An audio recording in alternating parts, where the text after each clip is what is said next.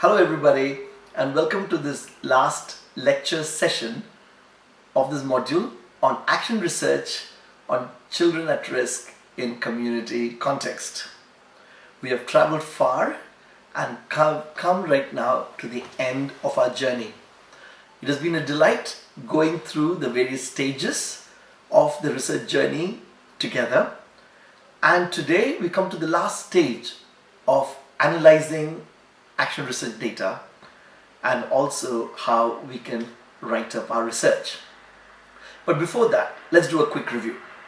We began with the research problem, which was one of the many problems you had chosen out of your research context, a problem that was close to your own heart and also a problem that was real for your stakeholders of the particular research context, which could have been an organization, a church, a project among children.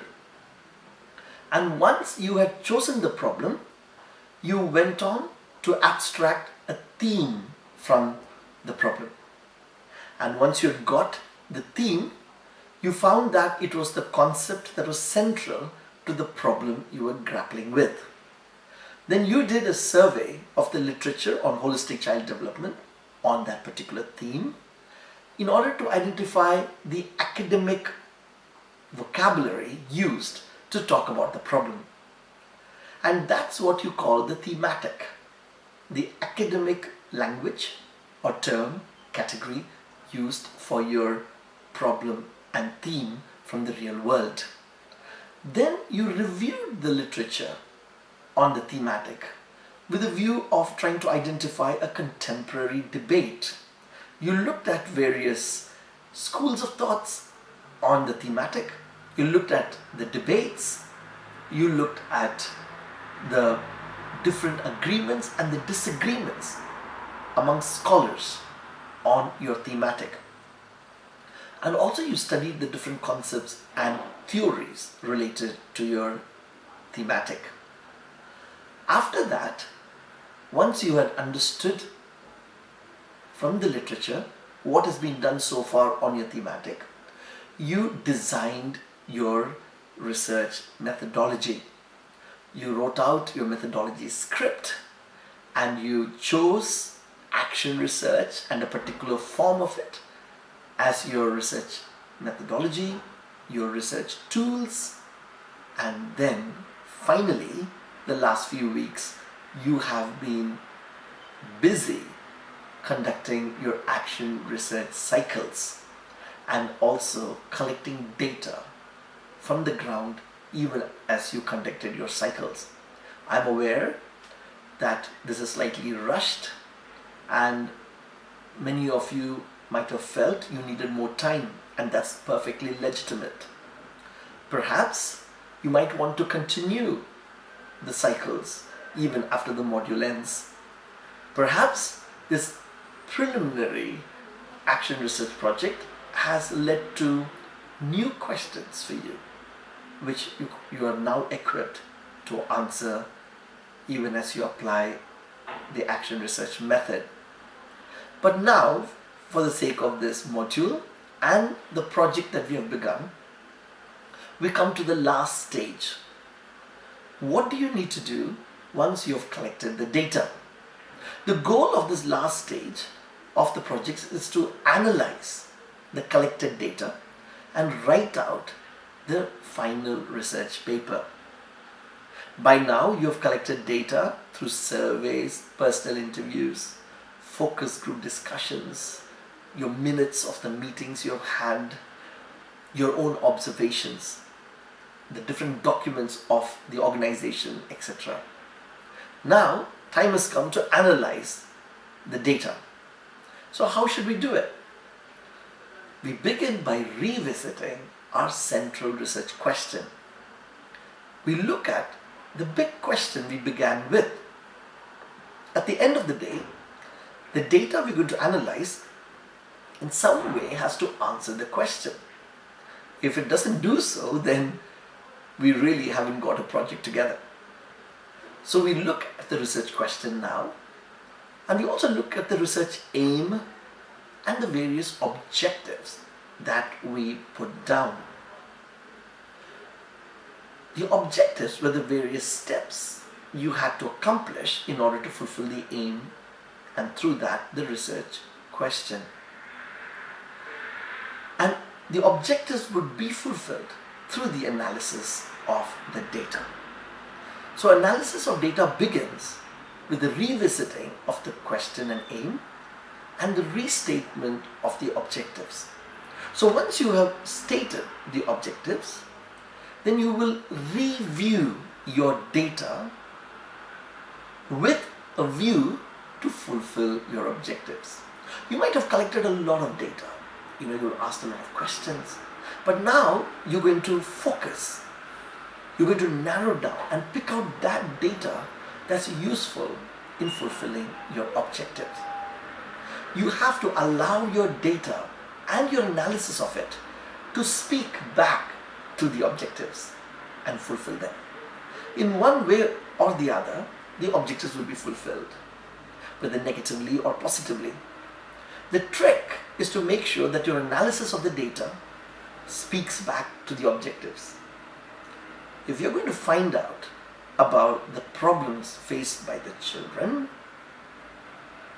on the other hand, you collected data, personal data about the children's family, then that particular data on the children's family does not really answer your objective about establishing the problems of the children. So you see there's a mismatch here. But I'm sure that even as you designed your questionnaires and your way forward, you have ensured that the data that you're collecting does flow back to fulfill your objectives. You will find, interestingly, a lot of data that seemed very important to you at one point in time, now being easily discarded because they don't serve your purposes. So you're going to be very clever, very focused, because otherwise our objectives will not get fulfilled. I do not want to complicate it too much here. I do realize that this is probably the first research project for many of you, but I do want to mention that if you have collected quantitative data, then its analysis can show trends, generalizations, and you can represent them through graphs or using statistical methods. Now, this is not for all of you, but if some of you are inclined towards that, and if you're able, that's wonderful. You might have had a survey or you asked closed-ended questions. So you could actually say 3 people said this, 2 didn't, and then that's a quantitative data. However, most of your data will be qualitative, and so you will need to analyze them thematically. A key word for you to check out is triangulation. You need to triangulate your data to make sure that you're able to verify and validate your data. So you make sure that different voices, different stakeholders, or different sources say about the same subject. So you can cross-check, cross-reference to know that you're really getting at the bottom of the question that you're asking. And you can also argue through triangulation for the value of your analysis. This is the most fun part of the research, as now you are generating new knowledge. You are saying something new arising out of your action and research in the real world. The key is, can you now relate it back to the literature review that you did on the thematic? Others have said X, Y, and Z on your thematic in the past, and now you're saying something new. Could you add this new knowledge back into that discourse? And if you're able to do that, you've taken this a notch higher. I want to leave this section quite wide and allow you to conclude your research the best way you can. I do not want to get prescriptive, but you need to bring a closure. Your analysis must speak to your objectives, which in turn will fulfill your aim and answer the research question. And all of this would take place in chapter 4. findings and analysis chapter, which is for 2000 words. Once you've written that, you have found in some sense the answer to your research question. Then we come to the final chapter, the conclusion, which contains your results and recommendations. In this chapter, you can draw things together and conclude. You could tell us the main results. You could also tell us your recommendations post your research. You could definitely tell us the limitations you had. And finally, you could even tell us what ways this research could be continued. Finally, in terms of presentation, do not forget to have a proper title page. Should definitely have an abstract page. Maybe you would like to have an acknowledgement page, because this is a good piece of research, primary research that you're conducting. You can then have a list of abbreviations or key terms explained if you feel that a reader needs to know them in advance. And then, of course, the content page. Now, may I suggest that you make the content page using Windows Word, so that your section headings, subheadings, all of that is automated and the content page is auto-generated. If you're able to do that, well and good. If you're still going to be manual about it, go for it.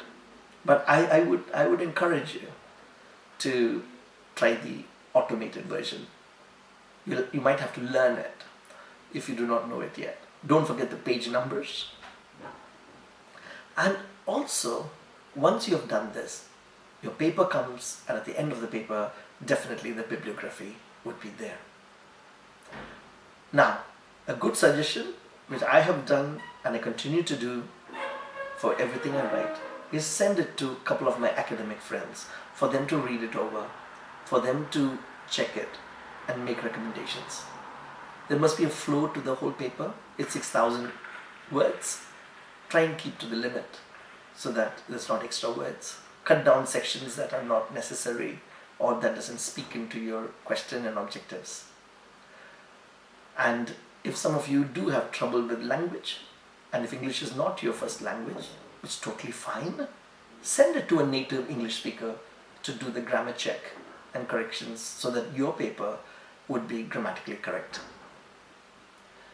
I hope at the end of this you would have a 6,000 word research paper ready, which would contain new knowledge that has risen up with your practical engagement in the real world with relation to children at risk in a community context. And this 6,000 words in some way recognizes the research you have done and the knowledge you have generated. On the other hand, what you have left behind is your footprints in the research context, in the organization, through your actions, where probably you have started a process of change and transformation.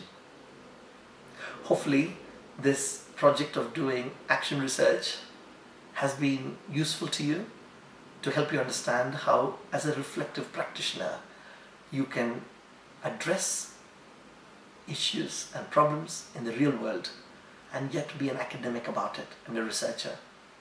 Someone who is able to bring new knowledge from what's been written in books from the past to the world, as well as generate new knowledge from the field itself. So good luck. Do complete your project, and it's been a pleasure working with you. Until we meet again, adios.